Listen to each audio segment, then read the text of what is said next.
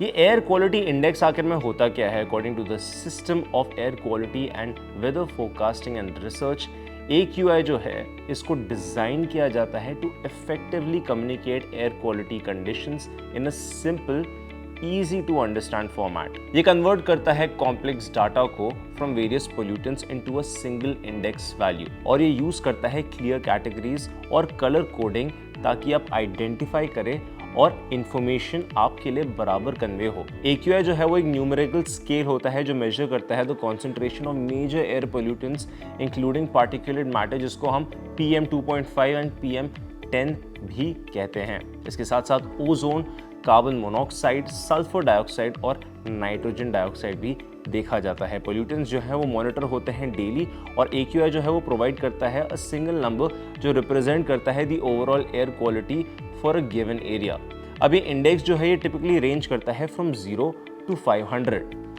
Higher numbers indicate करते हैं worse air quality, जिसको एक्सप्लेन किया है डॉक्टर मंजुनाथ ने। अब हम AQI लेवल्स और इसके मीनिंग को समझते हैं। अकॉर्डिंग टू SAFAR, AQI जो है वो कैटेगराइज होती है into 6 categories: good, satisfactory, moderately polluted, poor, very poor और सिवियर। ये जो कैटेगरीज है ये डिटरमाइन होते हैं by the concentration levels of the air pollutants in the atmosphere, और इसके साथ साथ इसके क्या क्या हेल्थ इफेक्ट्स होते हैं, और इसको रेफर किया जाता है एज हेल्थ ब्रेक पॉइंट्स। सबसे पहले आता है गुड, जो कि रेंज करता है फ्रॉम 0 to 50। इसमें एयर क्वालिटी जो है वो क्लीन रहती है with little to no risk to health. Impact ideal रहता है for outdoor activities including vulnerable groups जैसे कि बच्चे, एल्डरली और पीपल जिन्हें रेस्पिरेटरी कंडीशंस हैं।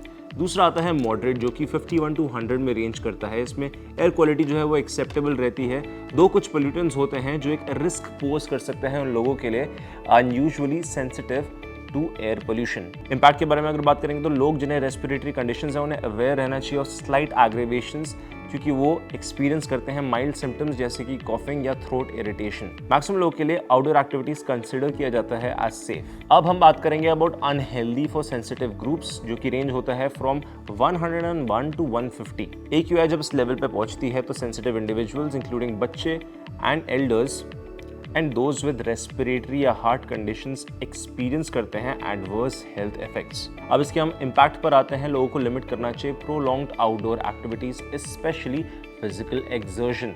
जनरल पॉपुलेशन जो है हाउएवर लेस लाइकली इफेक्ट होती है इस स्टेज में। उसके बाद आता है अनहेल्दी, जो रेंज करता है फ्रॉम 151 to 200। इस लेवल में सब लोग जो है वो एक्सपीरियंस करते हैं सिम्टम्स जैसे कि कॉफिंग या ब्रीदिंग डिफिकल्टी या इवन आई इरिटेशन।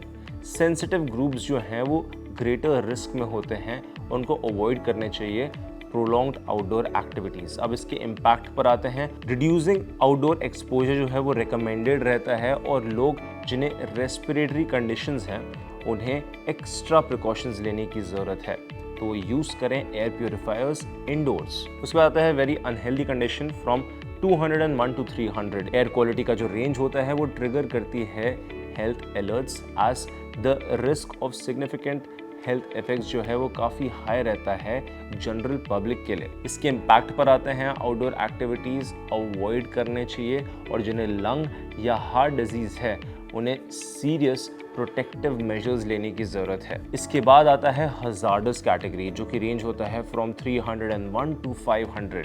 जब AQI एक्सट्रीम लेवल पर पहुंचता है, जो अक्सर दिल्ली के केस में होता है, तो एयर जो है वो कंसिडर होता है as highly dangerous for all individuals regardless of the health status. अगर हम इम्पैक्ट के बारे में बात करें तो आपको इंडोर्स रहना चाहिए, कीप द विंडोज क्लोज और यूज एयर प्योरीफायर्स। जिन्हें हाई रिस्क है फॉर सीरियस रेस्पिरेटरी इश्यूज, तो उनके लिए मेडिकल इंटरवेंशन में भी नेसेसरी, इसीलिए उन्हें एक्स्ट्रा प्रिकॉशंस लेने की ज़रूरत है। क्या कहना आपका इसके बारे में, हमें कमेंट सेक्शन में ज़रूर बताएं।